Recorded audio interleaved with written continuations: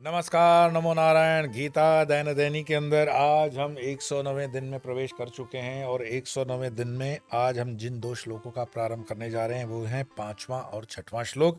अध्याय 5वां है कर्म संन्यास योग। आइए दोनों श्लोकों का पाठ करते हैं। यत्सांख्ये प्राप्यते स्थानं तद्योगैरपि गम्यते एकं सांख्यं च योगं च यः पश्यति स पश्यति संन्यासस्तु महाबाहो दुःखमाप्तो मयो गता योगयुक्तो मुनिर्ब्रह्म न चिरेणाधिगच्छति। भगवान श्री कृष्ण कहते हैं, तथा ज्ञानी योगियों के द्वारा जो मोक्ष नामक परम पद प्राप्त किया जाता है, कर्म योगियों द्वारा भी वही प्राप्त किया जाता है। अतः जो पुरुष ज्ञान योग और कर्म योग को फल की दृष्टि से एक देखता है वही यथार्थ देखता है। परंतु हे महाबाहो अर्जुन, कर्म योग के बिना कर्म संन्यास प्राप्त होना कठिन है और योग से युक्त हुआ मुनि शीघ्र ही ब्रह्म को प्राप्त हो जाता है। सीधी सी बात है कि कर्म योग के बिना कर्म संन्यास आपको प्राप्त नहीं हो सकता। इसमें थोड़ा और हम जब डिटेलिंग पढ़ते हैं कि यहाँ शंका होती है कि यदि कर्मानुष्ठान और संन्यास इन दोनों का फल एक ही है तो कर्म संन्यास की अपेक्षा कर्म योग को श्रेष्ठ क्यों बतलाया। सीधी सी बात है। इसको संगति यूं लगानी चाहिए कि अविवेकी के लिए कर्म सुगम है, अविवेकी के लिए कर्म सुगम है और संन्यास कठिन है, क्योंकि संन्यास पूरा संयम के ऊपर है। संन्यास थोड़ा कठिन मार्ग भी है, अविवेकी के लिए वो नहीं है। इसीलिए उसी के लिए कर्म योग को श्रेष्ठ कहा है और बोधवान के लिए तो दोनों एक ही है। जिसको बोध हो गया मतलब जिसका अंतकरण शुद्ध हो गया। अंतकरण शुद्ध हो गया तो उसको पता है कि अनासक्ति वाला योग करके मुझे कर्म करना है, बस। तो बोध हो गया तो उसको कर्म भी बांध नहीं सकता। लेकिन जिसका बोध नहीं हुआ है तो उसको कर्म के द्वारा पहले कर्म योग करवा के फिर कर्म संन्यास योग में हम लाएंगे। तो अज्ञानी के लिए कर्म योग श्रेष्ठ बताया तो ज्ञानी के लिए संन्यास श्रेष्ठ होना चाहिए। प्रश्न उठता है। उपदेश अज्ञानी के लिए होता है, ज्ञानी के लिए नहीं। उसके लिए तो दोनों एक ही है। समझना इस चीज को कि उपदेश किसको देते हैं, अज्ञानी को देते हैं। ज्ञानी के लिए क्या उपदेश देंगे? जिसको बोध हो चुका उसको क्या बताना? जिसने मान लो करेले को चख लिया, करेला कड़वा है, तो उसको क्या तुम समझाओगे कि करेला कड़वा है, क्यों होता है, कैसा कड़वाहट है? नहीं, उसको ज्ञान है। जिसको नहीं है उसको आप बताओगे कि ये करेला है, ये कड़वा है, तब जाकर के उसको थोड़ा सा जानकारी मिलेगा। अब यदि कर्मयोग श्रेष्ठ है तो क्या संन्यास का कोई महत्व नहीं है? पहले तो समझ लो कि कर्मयोग किसको कहा? जो अविवेकी है। विवेकी है उसको तो कर्म संन्यास है। फिर भी सहज रूप से एक प्रश्न आएगा कि कर्मयोग श्रेष्ठ है तो क्या संन्यास को कोई महत्व नहीं है? ऐसी बात नहीं है। संन्यास का कोई महत्व न हो, परंतु संन्यास कठिन अवश्य है। ये इतना आसान नहीं है, इतना सरल नहीं है जितना इसको हमने प्रतिपादित किया हुआ है आजकल, या जिस तरह से इसका हम वस्त्रों का दुरुपयोग होते हुए देखते हैं। वास्तव का जो संन्यास है वो कठिन है। और इसी से कहा कि कर्म या उपासना किए बिना संन्यास निभाना कठिन है। कर्म या उपासना। मैं एक बहुत अच्छे सन्यासी से मिला। वो मेरे यहाँ पर आश्रम पर रुके। 2-3 दिन का उनका रोकान था। वो हमारी तो श्री विद्या की उपासना होती है, श्री क्रिया योग वगैरह जो होता है। तो उन्होंने कहा कि आप ये जो दिन में 2 बार सुबह और शाम को करते हो, ये क्या करते हो आप? तो मैंने कहा ये श्री विद्या की उपासना है। मैंने जिज्ञासावश पूछा, क्योंकि कमरे में वो अकेले थे। अब कमरा बंद हो जाने के बाद वो क्या उपासना करते हैं, क्या उनका जप है, क्या उनका ध्यान है, ये उनका अपना निजी जीवन था। तो मैंने कहा महाराज जी आप कोई उपासना कोई? तो बोले नहीं, गुरु जी ने मंत्र दिया था और बाकी कोई उपासना तो दी नहीं। मैं उस चीज पे आता हूं कि वो काफी मुझसे सीनियर भी थे, बड़े भी थे, गुरु भी बहुत प्रतिष्ठित, लेकिन उपासना न होने के कारण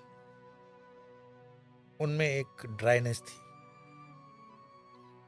शुष्कता जिसको कहते हैं ना, शुष्क, उपासना नहीं थी। आप देख लेना, अपने अड़ोस पड़ोस में भी देख लेना, अपने ऑफिस के आसपास भी देख लेना। वो एक भजन है ना कि निर्बल के बलराम, निर्बल के बलराम, अपबल तप बल और है बाहुबल, चौथा है बलराम, निर्बल के बलराम। जो उपासना में है, आपके ऑफिस में, पड़ोस में, कि हनुमान चालीसा के 3 पाठ कर रहा है, कि 1 पाठ कर रहा है, कि दिया कर रहा है, कि अगरबत्ती कर रहा है, नियमित कर रहा है, आप उसको सहजता से डिप्रेशन में नहीं देखोगे, क्योंकि उपासना है उसके पास। भले दिन में 1 बार भी करो, 2 बार करे तो बहुत बढ़िया।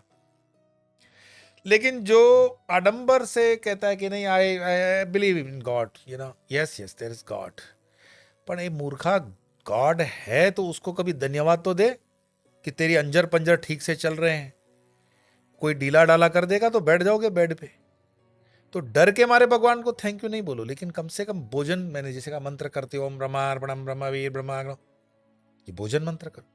नहीं होता तो 15वां अध्याय भोजन के साथ जोड़ दो, ऊर्ध्वमूलम मदय शाखम। नहीं कर सकते हो तो ललिता सहस्त्र नाम करो, नहीं कर सकते हो तो विष्णु सहस्त्र नाम करो। How you will show your gratitude. कई ऐसे नालायक बच्चे होते हैं माँ बाप के, जिनको माँ बाप पाल पोस कर बड़ा करते हैं, और वो आजकल तो ट्रेंड है, 10वीं 12वीं के बाद बोर्डिंग में चले जाते हैं या हॉस्टल में चले जाते हैं। तो उनको ऐसा लगता है कि माँ बाप पाल रहे हैं तो ये कोई मेहरबानी थोड़ी है, हमारा जन्मसिद्ध अधिकार है, पैसा तो भेजेगा, कहां जाएगा। तो ना तो उसको होली की सूझ है, ना दिवाली की सूझ है, ना बर्थडे है, ना कोई उसका कोई प्लस है, ना माइनस है। और आप उन बच्चों को कुछ कहो तो बोलते हैं नहीं नहीं, I love my parents like anything, you know, but I don't believe in all these formalities. ठीक है ना, दिवाली है, वो तो हर साल आती रहती है। तो ऐसे बच्चों को क्या कहोगे आप। यह बात नहीं है कि सन्यास का कोई महत्व नहीं है, परंतु सन्यास कठिन विषय है। और इसी से कहा कि कर्म या उपासना के बिना, तो जिसके जीवन में उपासना है वो भगवान के साथ डायरेक्ट जुड़ा हुआ है। वो भले हनुमान चालीसा के माध्यम से हो, दुर्गा चालीसा के माध्यम से हो, किसी स्तोत्र के माध्यम से हो, कि सूर्य को जल के अर्घ देने के माध्यम से हो, भगवान से जुड़ा हुआ है। और जो एकदम कह रहा है ना कि आई believe in God but I don't do all these things, उसको लगता है ये क्या आडंबर है, शिव जी पे जल चढ़ाना, अगरबत्ती करना, दिया करना। मैंने उन लोगों को बुढ़ापे में, डिप्रेशन में देखा। एक न एक दिन तो तुम रिटायर होगे, एक न एक दिन ये सब छूटेगा, एक न एक दिन तो ऊंट पहाड़ के नीचे आएगा ही आएगा। और तब क्या करोगे जब सारी इंद्रियां कमजोर पड़ जाएंगी, हाथ पैर पाकिस्तान से डरने लगेंगे तुम्हारे, कहीं कैंसर की गांठें निकलेगी, कहीं स्मृति चली जाएगी, तब बोलोगे भगवान का नाम लेना चाहता हूं, मंत्र दीक्षा चाहता हूं। और तब मैं कहता हूं यू आर यूजलेस क्रिएचर, अब कुछ नहीं हो सकता।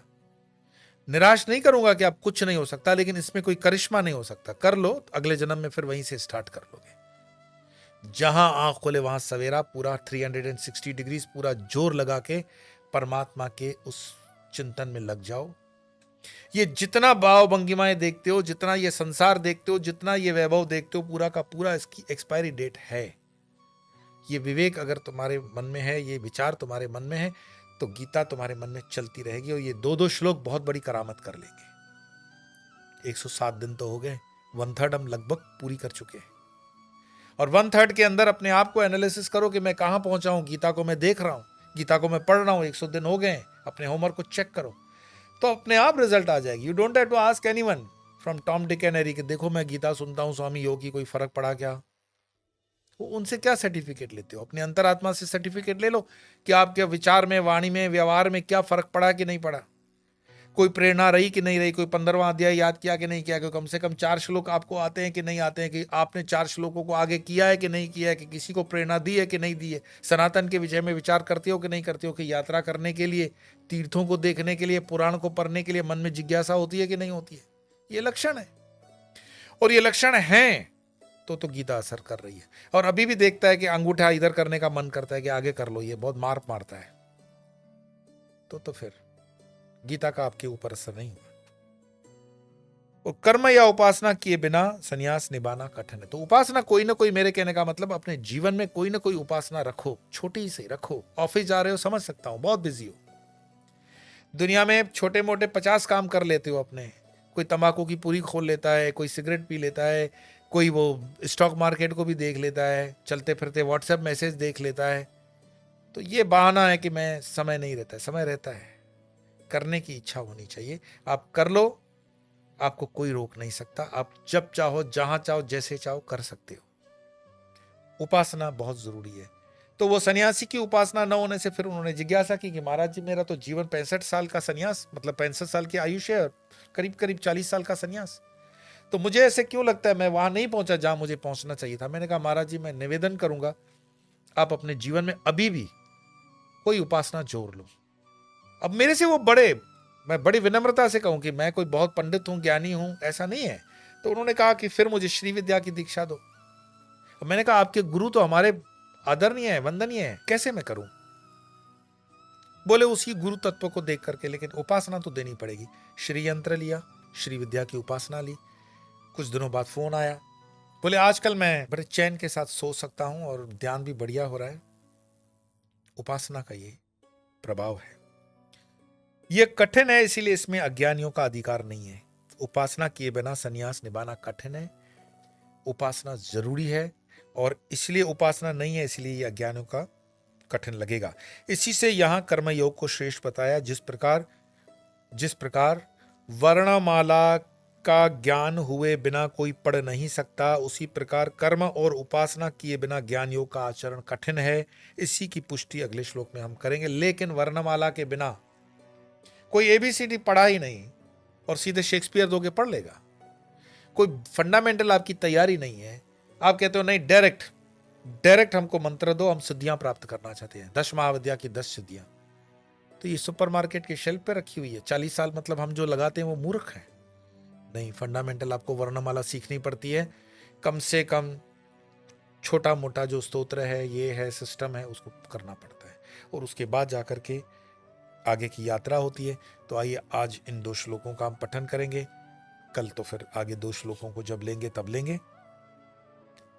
यत् सांख्ये प्राप्यते स्थानं तद्योगैरपि गम्यते, एकं सांख्यं च योगं च यः पश्यति स पश्यति, संन्यासस्तो महाबाहो दुःखमाप्तो मयो गतः, योगयुक्तो मुनिर्ब्रह्म न चिरेणाधिगच्छति। तो आज इतना ही, कल फिर मिलेंगे, तब तक के लिए नमो